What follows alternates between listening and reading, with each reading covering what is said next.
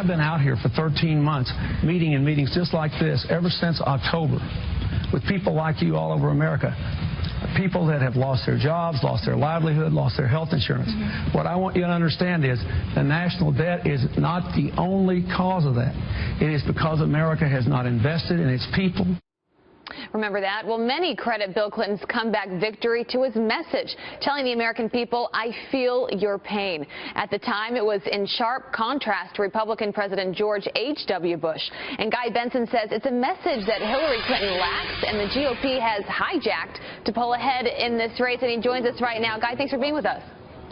Hey, good morning, Abby. Good morning. So whether you are on the right or the left, one of the most important qualities a candidate can have is being authentic, being real, show that you have compassion and can connect with people. Obviously, it's something Bill Clinton has done very well as a politician, but probably the thing that Hillary Clinton struggles with the most. Yeah, well, if you go back to 2012, Abby, and you look at the reasons why Mitt Romney lost to Barack Obama, I would argue that perhaps the biggest one was the so-called empathy gap.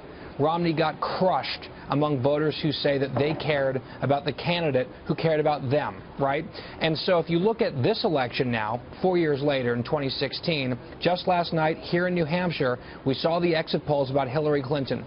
Among the roughly 1/4 of Democratic voters in this state who prioritize caring and empathy in their candidate when it comes to characteristics, Bernie Sanders crushed Hillary Clinton. He won 82% of those Democrats in this state. This is an ongoing problem for Hillary Clinton, and it will continue into a general election if and when she's the nominee. It's interesting because the Republican Party often gets hit for being the party that's not compassionate, that doesn't connect with people. In this election cycle, there have been a number of moments, especially in debates, where the candidates have really opened up. They've even gotten emotional talking about things that really relate to voters. Let's play some of that.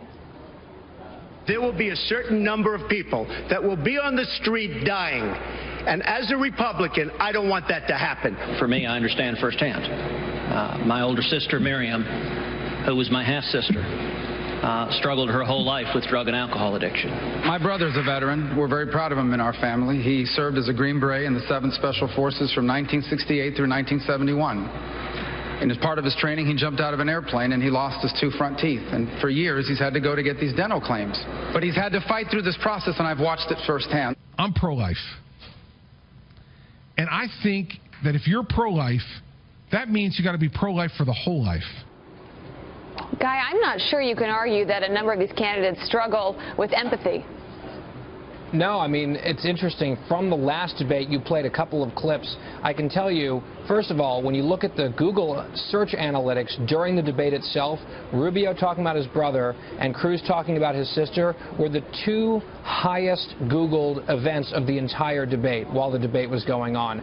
People respond to those types of stories. I was sitting in the press filing room at that debate center, and when Ted Cruz, who sometimes fairly or unfairly gets knocked for not being particularly warm and connecting with people, when he was telling that story about his half-sister and her struggle with drug addiction and eventually her death, you could hear a pin drop in the press room. People were riveted to that story. And I think that's the key, because I think conservatives often are very good at pointing to empirical data and information and saying, well, this is what we have to do because this is the logical thing based on this information. You have to get to people's hearts first to get them to pay attention to you to really land your message. Right, and when it comes to warmth and empathy, it's not something you can necessarily learn on the job. Guy Benson, thanks for being with us this morning.